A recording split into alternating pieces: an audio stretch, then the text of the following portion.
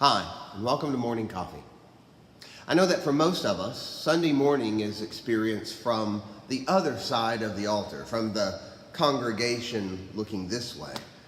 But for a few of us at least, this is our view of a Sunday morning worship experience. For the choir, for those helping lead worship, we're on this side looking out into the congregation. You know, changing perspectives is a really good thing to do occasionally. In fact, that's what Sunday morning is supposed to be. We gather together and are reminded of what ultimately matters to us, what our grounding is in this world, that we are children of God, that we follow Jesus Christ.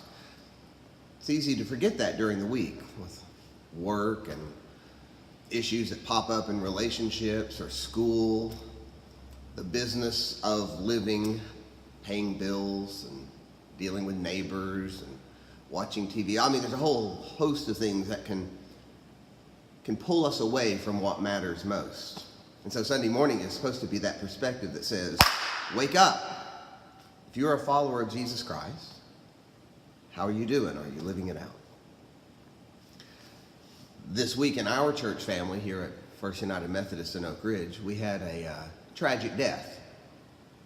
It's not the first, and God help us, it probably won't be the last. It's one of those unexpected deaths of someone far too young. And it's awful and tragic. And it reminds us of what matters in life.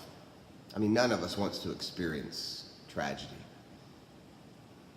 But in the midst of all that, we are reminded what matters most. And it almost always is centered around relationships. Relationships with people we love, the broken relationships of our lives that we need to attempt to heal, at least take a step in that direction. The relationships that we have with one another in the church, and ultimately our relationship with God. What matters to me?